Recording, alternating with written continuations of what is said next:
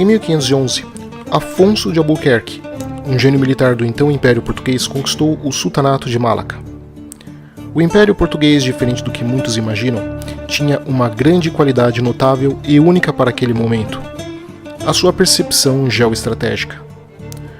Os estrategistas portugueses eram incrivelmente visionários, com uma profunda capacidade de entendimento da realidade geopolítica em uma época onde os mapas eram vagos e imprecisos.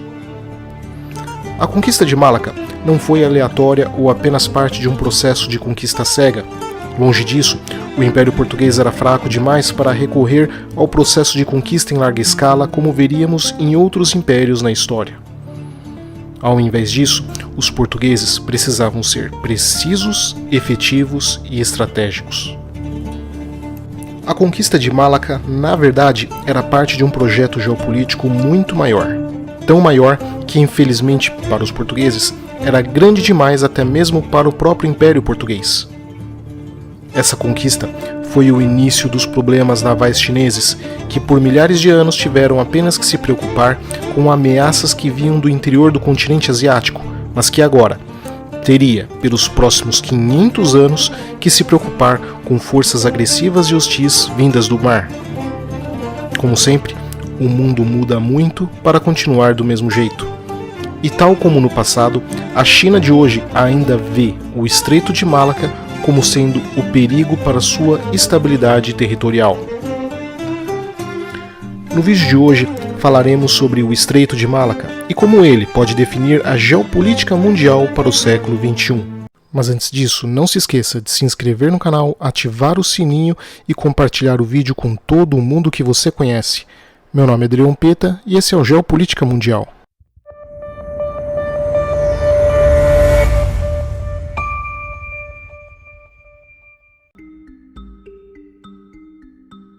O Estreito de Malaca fica entre a Península Malaia a leste e Ilha de Sumatra, na Indonésia, a oeste, servindo como acesso aos oceanos Pacífico e Índico.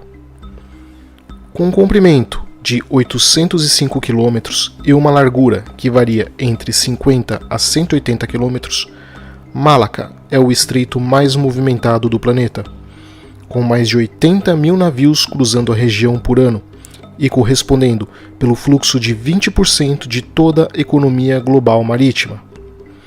Este é de longe o ponto mais importante do comércio mundial hoje. Apenas por aqui passam 25% de todo o petróleo oriundo do Oriente Médio, que abastece os países do Sudeste e Leste Asiático. Apenas para a China, 60% de seu comércio passa pelo Estreito de Malaca. A região ainda é capitaneada pela importante e moderna cidade-estado de Cingapura, um polo de desenvolvimento e prosperidade na região. Toda essa prosperidade e riqueza fluindo esconde uma realidade geopolítica um tanto quanto tenebrosa, que é a dependência dos países do Sudeste e Leste Asiático com relação a essa região. O eventual bloqueio do Estreito de Malaca seria um pesadelo na economia de países como Vietnã, Japão, Taiwan ou Coreia do Sul, mas acima de tudo, um soco na costela chinesa. Pequim enxerga esse ponto marítimo como sendo o risco de seu isolamento com o comércio global em caso de um eventual agravamento das relações com os Estados Unidos ou com a Índia. Assim, com as fronteiras terrestres estando seguras, Pequim tem focado numa ambiciosa estratégia de ampliação da sua capacidade naval, através do aumento, fortalecimento e modernização da sua marinha de guerra, cuja prioridade seria a de assegurar o fluxo comercial através do estreito. Já ao sul do Estreito de Malaca, o Estreito de Sunda, próximo da capital da Indonésia, Jakarta, não é uma alternativa viável, uma vez que, além de aumentar a linha logística, a região ainda sofre com falta de infraestrutura adequada, é estreita e excessivamente rasa para ser utilizável por grandes navios e em larga quantidade. Contudo, a resposta chinesa para contrabalancear a importância do Estreito de Malaca é polêmica, mas não é aquilo que a maioria das pessoas acreditam ser. Para as fontes no Ocidente, a estratégia chinesa seria marítima e conhecida como a estratégia do colar de pérolas. Porém, essa suposta estratégia chinesa nasceu da imaginação de analistas ocidentais que especulavam o que a China faria em caso de conflito, a partir do relatório da Booz Allen Hamilton, uma empresa de consultoria de inteligência, em 2004. Nesse relatório, os autores argumentavam que a China precisava proteger o seu fluxo de energia através do Oceano Índico, podendo aproveitar as suas relações comerciais e de segurança para estabelecer uma série de instalações militares no sul e sudeste da Ásia.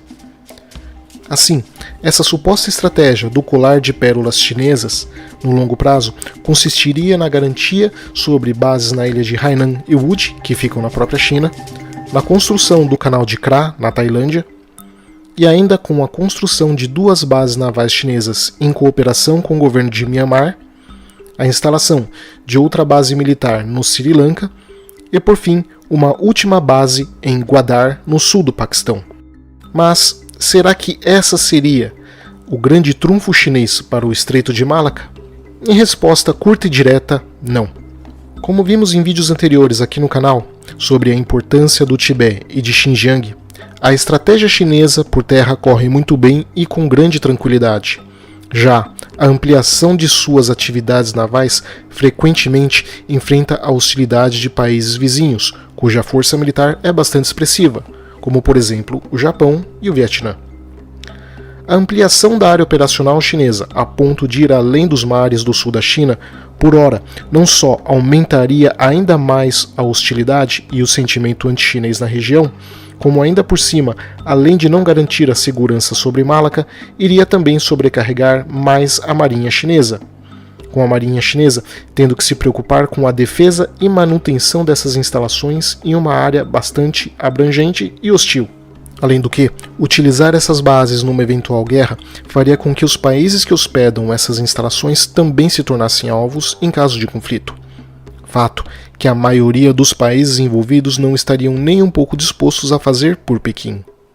E no caso do canal de Kra, na Tailândia, não há indicações sérias de que algum dia sairá do papel. Pelo contrário, militares tailandeses temem que tal construção iria aumentar a pressão sobre a Tailândia e ainda incentivar os movimentos separatistas islâmicos que o país enfrenta ao sul. Então, qual seria a resposta chinesa para o dilema de Malaca?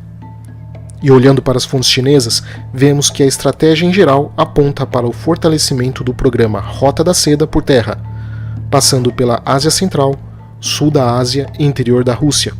Caso você tenha alguma curiosidade sobre o programa Rota da Seda, eu já expliquei isso em vídeos anteriores aqui no canal. Ou seja, seria mais seguro e confortável para a China manter esse projeto por terra do que arriscar mais do que poderia aguentar, ampliando suas operações para além do Sudeste Asiático em direção ao Oeste. Isso, porém, não significa que a China venha a diminuir a sua expansão naval nos mares do Sul, Sudeste e Leste.